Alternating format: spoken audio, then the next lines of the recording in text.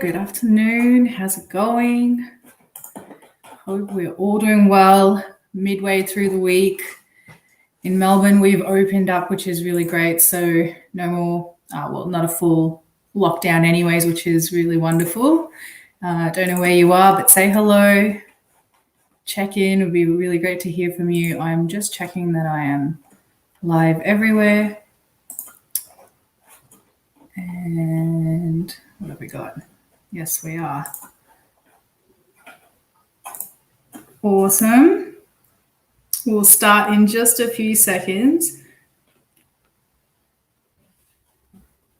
Okay. Very cool. Well, thank you for joining me live. We have a couple of people on. Say hello. And so today it is episode 10. Really excited that it's episode 10. It means I've done this 10 times, which is so exciting. So I'll definitely celebrate that one.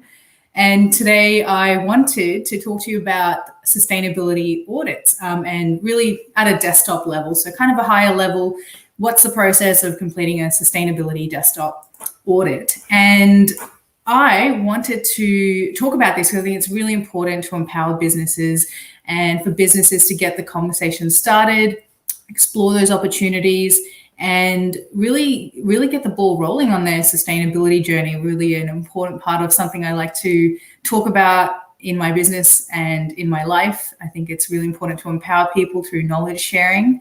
And so my view on this is it's really important to identify a key team. So you're going to have one or two people who really champion this in your business. And that's fine, but it's really important to also identify who else in the business needs to be involved in the process, especially at the strategy stage.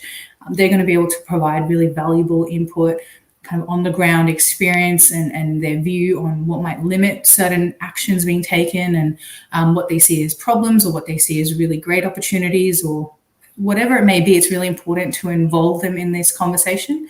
So, for example, if you were a shoe supplier, so you had a shoe brand, you supplied shoes, you did the manufacturing here in Australia, let's just say, you obviously have a supply chain, you have your manufacturing operations, and you have your on-site office operations. And so you need to have people across those areas, from manufacturing to the supply chain to office operations, and having them all involved, especially having a key decision maker in there as well. So it's not about having everybody in the business there, but definitely having at least 4 to 5 key people involved in this process, depending on how big your business is and how complex your operations are. So what I will do is actually start sharing my screen. So just bear with me. Here we are. Okay, great. So I think that's come up now. And we're going to start here. So this is just an overview of what a sustainability desktop audit will need to follow, the 4 steps. So you can see here, it's about starting with a baseline, creating a baseline so that you understand your business current operations and in terms of consumption, so energy, resource consumption, waste as well, if you're wanting to look at waste. So here's where we create a baseline. So you can see here that's step 1. Sorry, I will look to the side sometimes. That's where my other screen is. And then next is the strategy session. So this is where it becomes really important to involve those other people in the business in the discussions where you've identified some opportunities for your business to reduce resource consumption or reduce waste production or energy consumption. And you really need those people involved, as I said, to provide a solid and aware sounding board in this process. And then after the strategy session, you want to look out to develop your technical feasibility. So it's the audit process, really. The detail you go into will really be based on what information you have and your knowledge and experience in this space. But surely, if you've got somebody technical in your business, they can help you along this process. And there's a lot of resources out there to kind of understand how to do a technical economic feasibility. And then finally, it's the planning stage. So the implementation of these opportunities, you might have 10 opportunities at the start of the process and have identified by the end of it that really 5 are the ones you want to focus on for the next year, for example, or next 2 years. And so the implementation plan will really be the part of this process where you talk about which are the best opportunities to take on first. They might be the low cost or zero cost opportunities. And then you might move on to, once you've built up some savings and leverage some of the benefits from those opportunities, you might move on to the bigger ones. So that's what this 4-step process is about. I'm going to switch to this. So this is really in line with the program that we deliver, which is the Sustainability Audit, the Desktop Audit program, which is a program. It's not a course. So just to clarify, it's not a self-learning course. It's actually a collaborative program where we work with you, so with the business, to actually go through this process of a sustainability desktop audit. And it empowers you through the way because it really educates you on what needs to be done to get this ball rolling. So let's go to step 1, which is the baseline. So there's sort of 2 parts to creating a baseline. So the first is to actually discuss in terms of your business strategy, let's keep the strategy to the side. It's really about where your business is at up until now. So what you've done up until now to address various issues around sustainability and what have been the hurdles. So this is not a full strategy session, but it's really to kind of create some kind of baseline understanding of your current operations, and then to establish an actual factual consumption baseline. So consumption is to do with energy, so electricity and gas, water, resource consumption, waste production. So the energy and water part is really relatively easy. You would look at your bills for the last 6 months to a year, depending on how long you want to look at it for. I would ideally recommend a year's worth of data. So gather all those bills, note down your electricity, gas, water consumption.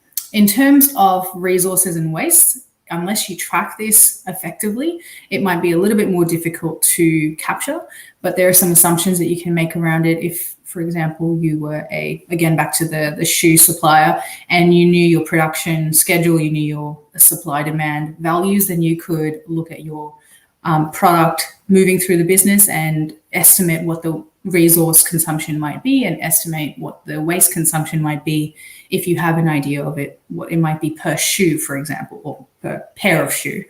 It's not like you sell one shoe, that would be weird. So that's what step 1 is about, again, the baseline. So baseline is understanding your current operations, which is really quite conversational. And then step 2 is actually doing a spreadsheet on your baseline consumption around energy, water, resources, and waste production. So those are all the things you need to really understand to establish a baseline. And then the next step is the strategy. So this is the fun part where you get everybody involved. So what I mentioned at the start, a bit of a disclaimer, we want as many people from the key areas in your business involved here. And especially having one or two people, if you have that, who are technically aware of what it might entail to carry out this type of audit. Really important to have them involved at this point as well. And so once you've had this strategic discussion, you want to really understand through this workshop or this strategy session is what are the different opportunities that your business might consider to reduce consumption and streamline your operations, and then do some research behind it. So you really need to understand through research, there's plenty of material out there really that can give you a good understanding. Say if you wanted to replace a chiller, what are the most efficient chillers on the market, or what are the chillers that will not only be most efficient but also have programmable options on there so that you can also attach it up to an energy management system. So it's really important to talk all of these out. Once you have a list of opportunities, talking out each opportunity and finding out what's going to be most effective for your business and what does the market tell you is the best technology out there. And then once you've gone through all of the lists, then you can really prioritize which is going to be the most important opportunities you want to develop. So when I say develop, it's in step 3, where you want to develop the technical detail behind it. So really audit these opportunities. And so part of auditing the opportunities is, this is something that's going to be a little bit difficult to capture here to show you all the calculations behind it. That's a little bit more difficult to achieve through this this live today. But what I want to tell you is part of the audit is go through each opportunity. So if it is, for example, energy efficiency, so let's say variable flow drives on all of your motors in your factory or in your manufacturing operations, you would look at one is how many motors you need to consider. So how many pumps and fans you've got running in your operations and their sizes, of course. And then what are the sized variable flow drives that you need to install onto them for each different size range. And so then you've got a list of your existing assets, you've got a list of the assets you need to purchase. So you'll also then know the cost, so the capital outlay for the project. Then you can start to look at, as I said, again, through some research, understand what might be the level of reduction that you're going to achieve. So the percentage savings, usually with variable flow drives, you can achieve anywhere from 15 to 30% quite easily. And so have a look at that, understand what are the reduction capacity from installing this VFD, so variable flow drive on your motors, and then what that means in terms of cost savings. So if we estimate from earlier you created an energy consumption baseline, you will estimate how much of that is attributed just to all of your motors in your operations, so your pumps and your fans. And if 20% of your operation is just from pumps and fans, and you get a further 15% reduction on that, then you've got the level of energy savings that you're going to achieve from implementing this project. So there'll be the direct operational savings, but you'll also have maintenance savings that are likely to occur as a result of putting in variable flow drives. And the reason for that is when you put in a flow drive, you improve the motor operation, you improve the efficiency, there's less stalling and less startup and dial back issues. So it's quite a smooth operation essentially. So you'll definitely have around 10% further maintenance cost savings.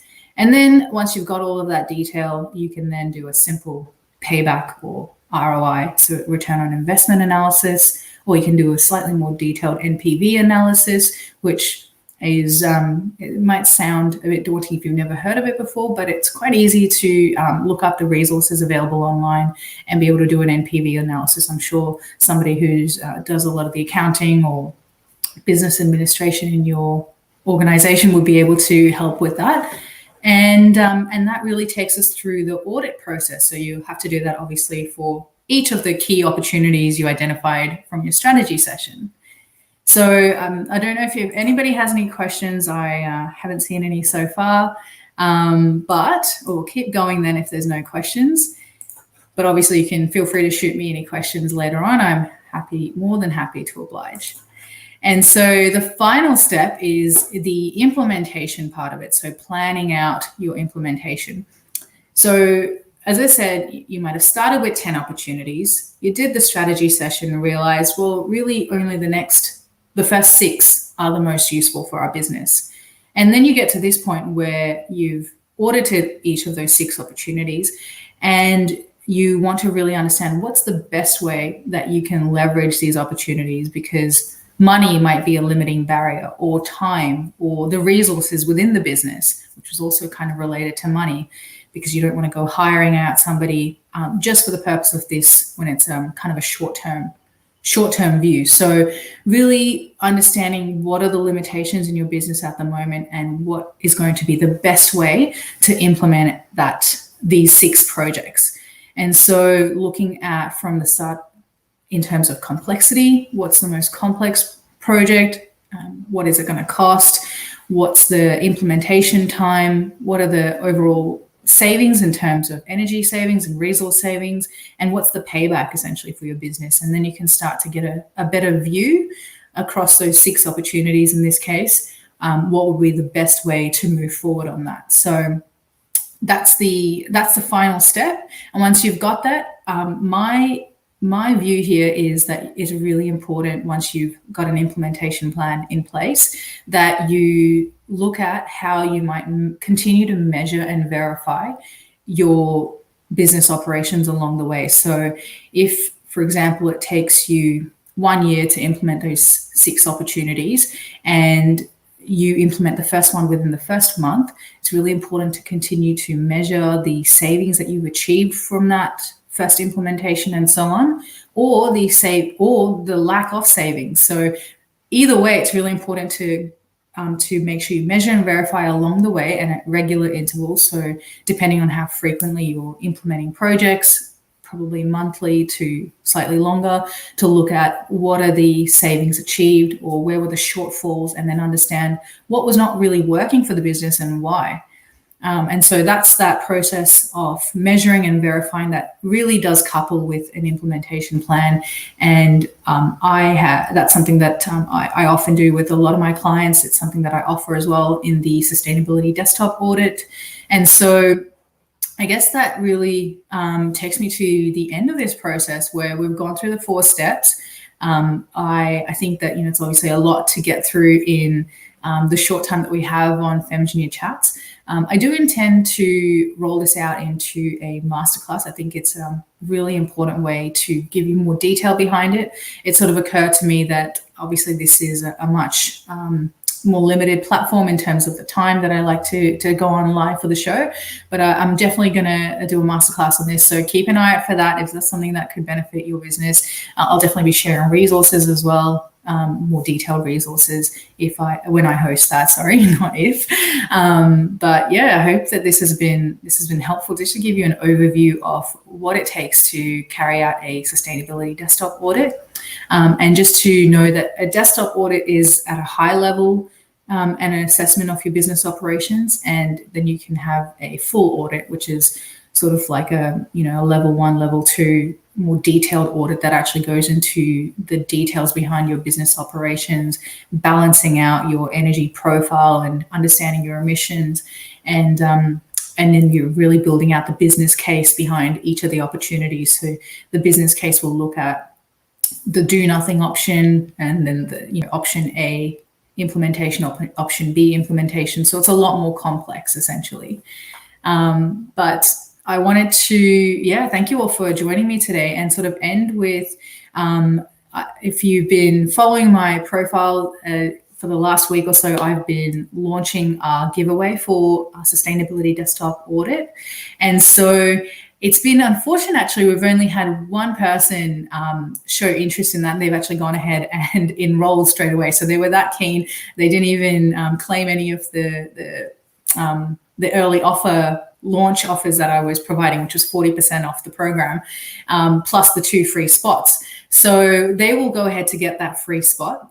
That's definitely happening. But seeing as I promised 2 free spots, I've decided that I'm going to keep this offer open for the next 2 days. So by Friday 30th, I will have closed it and announced on the 31st, which is actually a Saturday. So most likely I will announce it on the Saturday. So you do have 2 whole days, and a little bit more, including today, to get in on this offer. As I said, it's 1 free spot now because 1 has already been taken. And this is $1,000 US worth in a service that you're getting. Let's just call it in Australian dollars. It's around 1,400 Australian dollars. And so you're getting this for free. What you get from this program is it's a collaborative 4-step program where we develop those things that we've just discussed. Is a baseline. We run you through the strategy behind it, which are the best opportunities for your business. And then we develop out those opportunities with the technical feasibility. And then finally, an implementation plan that goes along with your list of opportunities. But in addition to that, I am giving away the measurement and verification tool that I've developed. So as I said, that's a really important part of implementation. So you'll get the measurement and verification tool plus another free training session with me to go through the tool and understand how it works so that you can apply it to the opportunities that you're looking to implement in your own business. So really, it's a lot jam-packed into this offer. And as it is, it's a really valuable program on its own, but I'm offering this for free to one more business. So I am going to post a link to the program in this live. And also I would love if you could tag any businesses that you know that could benefit from this program. I think that it's a really great opportunity to help some businesses out. And I'm really excited I get to at least work with one business, and I'm really looking for that second one. So please tag any businesses that you know or any friends that you know that could benefit from it, that work at businesses that could benefit from it. And I am really looking forward to launching this post the 31st. So thank you so much for your time today, for being with me live. Really appreciate it. And I hope you all have a wonderful evening, a wonderful rest of the week. And we'll talk to you soon. Take care. Bye.